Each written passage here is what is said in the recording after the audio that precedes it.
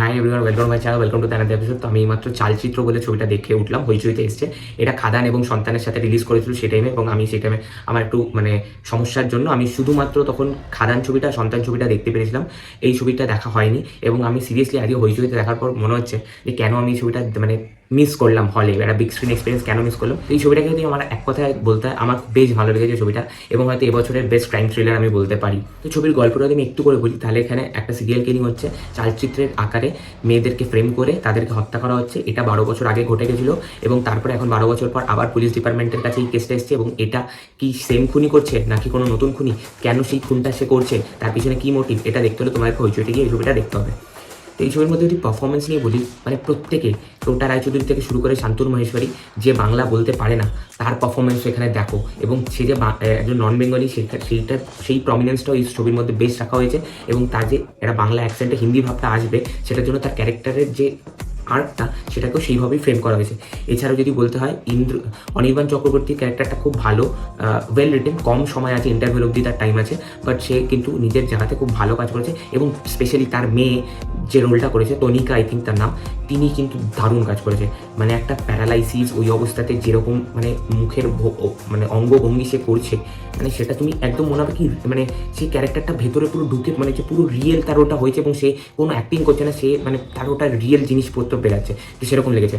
এছাড়া ইন্দ্রজিৎ বোস, যাকে তোমরা আগে অনেক সিরিয়ালে দেখেছো, তারও এই ছবিতে অভিনয় দিয়ে সে ডেবিউ করলো সিনেমার জগতে। এছাড়া তো সে 2011 সাল থেকে সিরিয়াল করছে। রাশি বলে তার একটা সিরিয়াল খুব পপুলার, গোয়েন্দাগিনী বলে একটা সিরিয়ালও তার খুব পপুলার। এবং তখনকার মেয়েদের মধ্যে এই যেমন ইয়াসের একটা ডমিনেন্স ছিল, যে মেয়েরা ইয়াসকে খুব পছন্দ করতো, এবং এরও কিন্তু একটা ডমিনেন্স ছিল। এর ক্যারেক্টারটার নাম ছিল অরিজিৎ বলে, রাশি সিরিয়ালটাতে।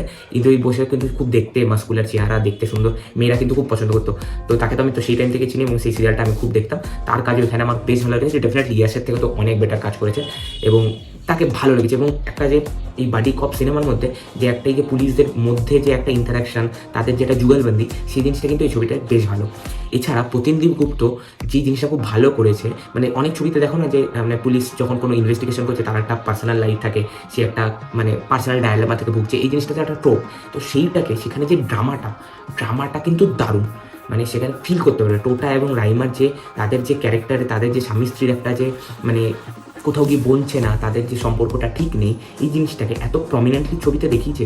এবং তারপরে কিছু একটা ইনসিডেন্টে তাদের যে পুরো লাইফটা আবার ঘুরে একটা নতুনভাবে স্ট্রেস স্টার্ট হচ্ছে, সেটাকেও যেভাবে রেখেছে, সেটা বেশ সুন্দর এবং দেখতে খুব ভালো লাগে। একটা প্রস্টিটিউটের সাথে ইন্দ্রজিতের যে ক্যারেক্টারটা, তার একটা অ্যাঙ্গেল আছে, সেটা ডিসেন্ট, সেটা খুব যে জেল হয়েছে সেরকম না, বাট ডিসেন্ট। শান্তনুর সাথে স্বস্তিকার ক্যারেক্টারটা, তাদের কেমিস্ট্রিটা খুব অনস্ক্রিন ভালো লাগছিল, এবং লাস্টের সিনটা বেশ ভালো লাগবে তোমাদের। ছবির বিজিএম সিনেমাটোগ্রাফি খুব ভালো। আরেকটা জিনিস যেটা আমার দারুণ লেগেছে এন্টার ছবিটা কিন্তু অ্যাকশন ছবি না, বাট এখানে শান্তনু এবং অপূর্বর একটা অ্যাকশন সিন আছে, যেই সিনটা দেখলে তোমাদের এক ফোঁটা মনে হবে না যে তোমরা একটা বাংলা ছবির অ্যাকশন দেখছো।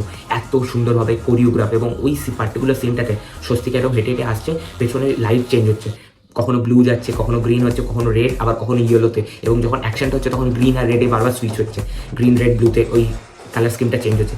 ওই জায়গাটা দেখতে দুর্দান্ত লাগে, এবং অ্যাকশনটা কোরিওগ্রাফিটা খুব ভালো হয়েছে। এছাড়া যদি ছবিটা আমার কিছু একটা নেগেটিভ লাগে, তাহলে আমি নেগেটিভ বলবো যে থ্রিলিং পার্টটা একটু কম আছে, ড্রামাটাতে বেশি ফোকাস করেছে প্রতিম দাশগুপ্ত। এবং গানগুলো, ছবির একটাই গান আছে ঝাপসা শহর বলে, সেই গানটা কিন্তু খারাপ না, ভালো, রূপম ইসলাম ভালোই পুল অফ করে দিয়েছে। সো আমার কিন্তু ছবিটা বেশ ভালো লেগেছে। তোমরা কত দেখেছো চালচিত্র, এবং কে হলে গিয়ে দেখেছো, ডেফিনেটলি কমেন্ট সেকশনে, এবং ভিডিওটা ভালো লাগলে লাইক, শেয়ার, সাবস্ক্রাইব, রেড বাটনটা প্রেস করে গ্রে করতে বলবে না। টাটা।